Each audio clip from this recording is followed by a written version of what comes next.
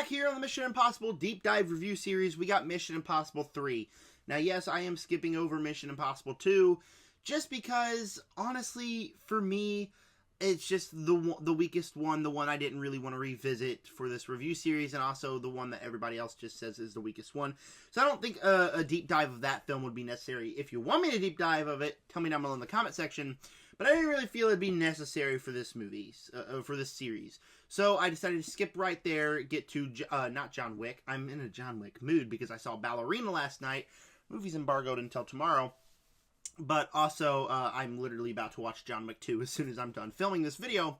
So, yeah, I just jumped to Mission Impossible 3 because for me, this is where it starts to feel like this is where the franchise gets its full nature. This is where the franchise starts to feel like it's a Mission Impossible franchise. So, that's why I'm diving right into 3. Before I get started, please make sure to go down below, tell me your opinions on Mission Impossible 3, and let me know all that and more. And stay tuned for the Mission Impossible 4 video coming very soon. And with that said, Mission Impossible 3, like I said, is where we start to dive into the normal feel of the Mission Impossible universe. Mission Impossible 1 was a solid action thriller, but it's very clearly a John Woo action thriller. Mission Impossible 2 was just kind of like a John Woo shoot-'em-up action movie. And then a Mission Impossible 3 is a J.J. Abrams movie, but it starts to feel more like the rest of the franchise. This movie has some of the best intense moments. This movie has some of the best villains in the franchise in Philip Seymour Hoffman's Owen Davian.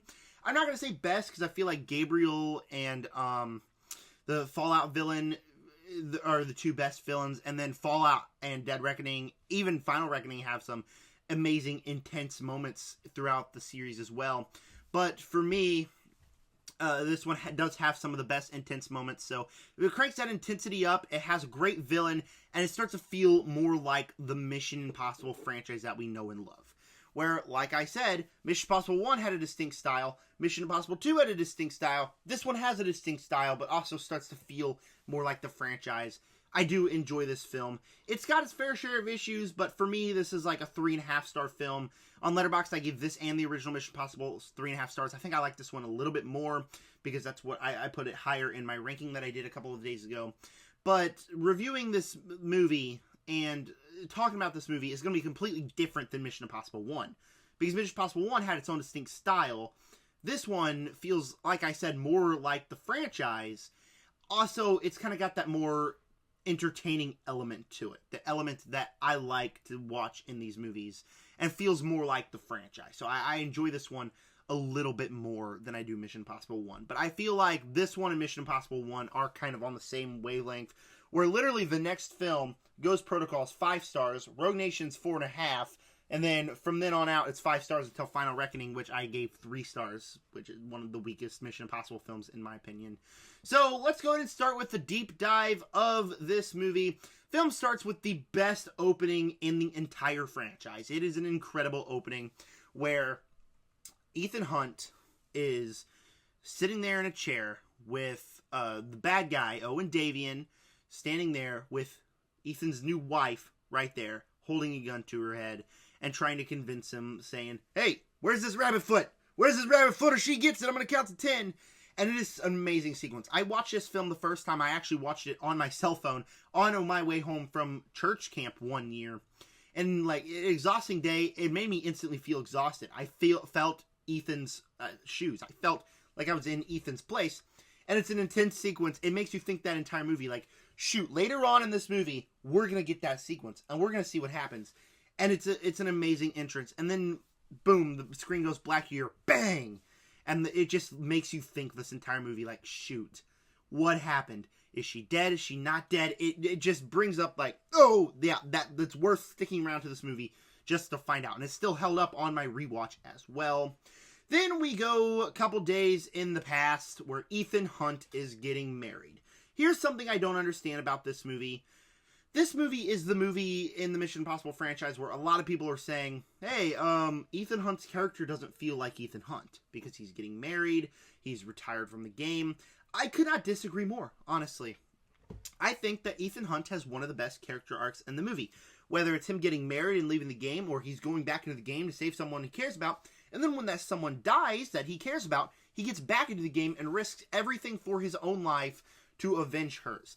It feels like Ethan Hunt. How can people say that this doesn't feel like something Ethan Hunt would do? Because I feel like this movie genuinely has one of the best character arcs for Ethan Hunt. Anyways, him getting married, I'm completely fine with. Because, I mean, number one, what they do with Julie and the rest of the Mission Impossible franchise is great. And Fallout, she has a fantastic addition to the ending of the movie.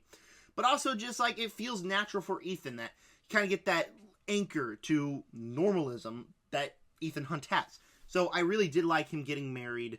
So he gets married and he gets called away by the agency while he is doing like a party. And the agency basically tells him, hey, this chick, she got captured. You trained her. You got to go get her. So he suits a team. He gets random helicopter driver, random Asian spy, and Luther. I don't like Luther and his interactions throughout this movie. Personally, for me, Luther, what he does is like, hey, we gotta talk about you getting married. And then Ethan says a line that I don't like at all, which is, yeah, I don't respect you well enough to tell you about that. That's where the movie confuses me in the character arcs, because, like, I don't feel like Ethan would ever say that to a member of his team, and he did. That's the only part in this movie that I was like, I'm not too sure what I feel about that. Ethan and his team goes to rescue this lady. I don't think this is a good action scene at all, honestly. The action in this movie is hit or miss. There are some great action sequences that we'll get to here in a little bit, but a lot of them are a little bit mediocre, and this one was mediocre, where stuff is exploding, you get that shaky cam action, and then you get the helicopter chase through the windmills that are just kind of shaky cam. But it does have a nice taste of the adrenaline to it, where the person they rescued had a bomb up her nose, and it exploded in her head and killed her in the middle of this chase. And it kind of adds a little bit more of that to it. Also, she was trying to tell Ethan Hunt something, and that's something that we'd learn kind of useless in the movie. This is another one of my minor problems with the movie, is that the script is kind of like introducing all these plot points that don't really matter or anything, where she just trying to tell him that the director, played by Lawrence Fishburne, is the bad guy, is working with the bad guy. So that's something that I'm like, okay, that wasn't utilized well at all. So Ethan and his team get yelled at by Lawrence Fishburne, obviously, because they messed up the mission. She died, and Ethan decides him and his team are going to go rogue to go try to stop Owen Davian.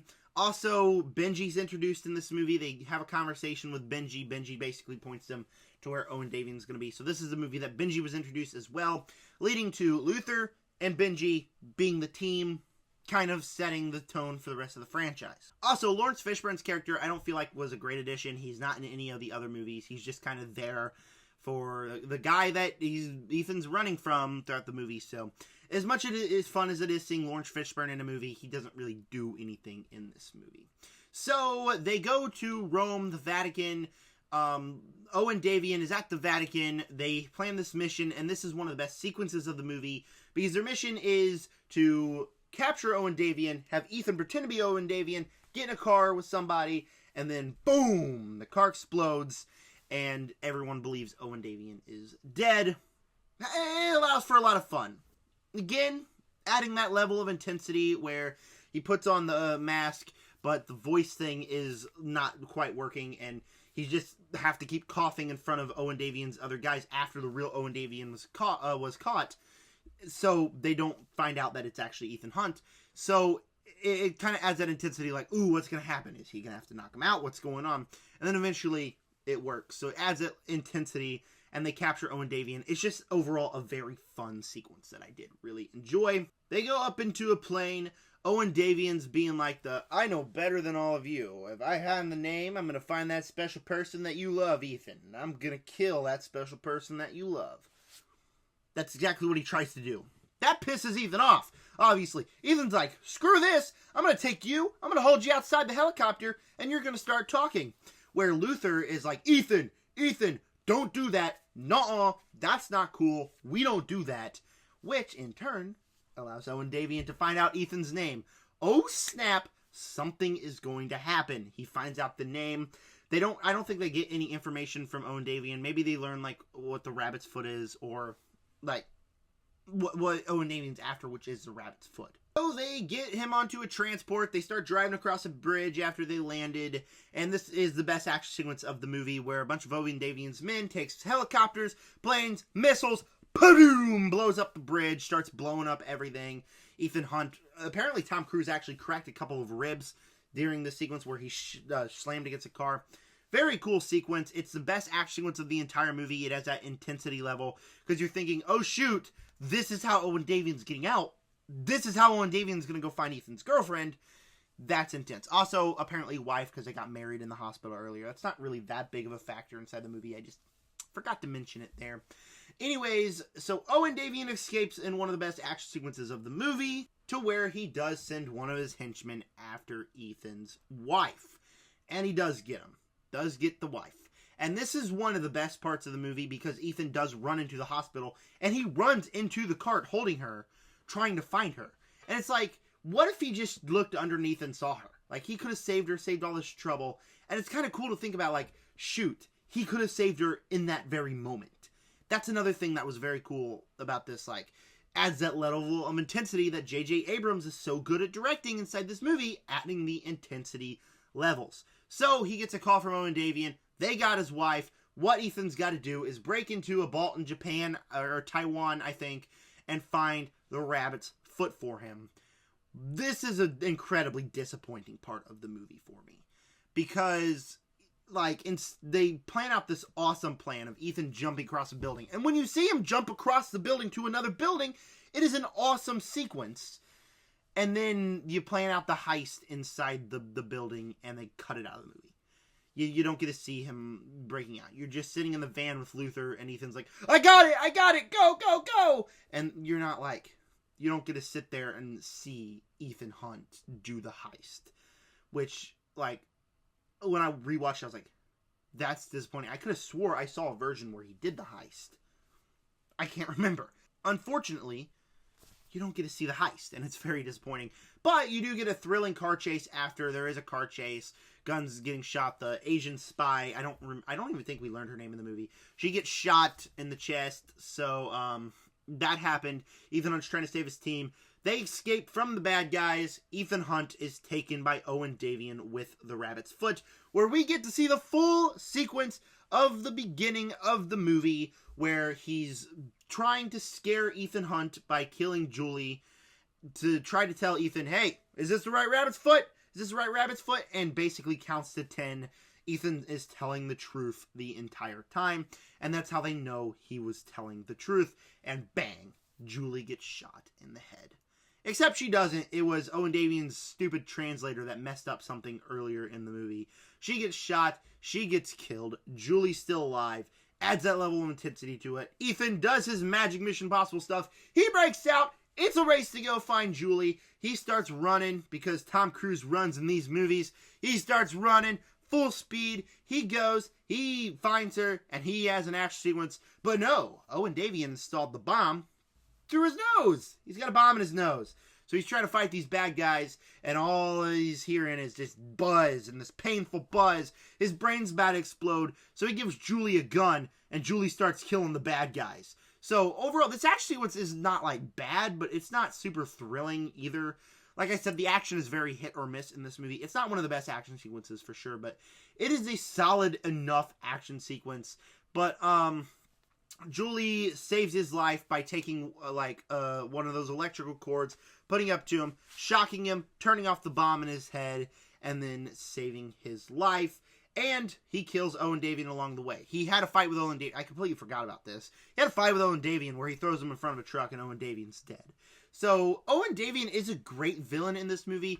But honestly, like, the more I think about it as well, it's just kind of like, okay, yeah, he's a good villain. But he's not, like, present a lot of times in the movie. He's only in, like, 3 or 4 scenes this entire movie. He's always this ominous presence, but he's only like 3 or 4 scenes in the movie. So that was something that was a little disappointing there. But yeah, saves the day. They take the rabbit's foot to the IMF. Guess what? We don't learn what the rabbit's foot is until the final film in the franchise. 5 movies later. Also, the first time I watched this movie is like, you're serious? We don't get to learn what the rabbit's foot is? Are you serious right now? So you don't get to learn that, and Ethan and his wife go on the honeymoon. So filled with intense action sequences, or not even action sequences, just intense sequences throughout with a great villain.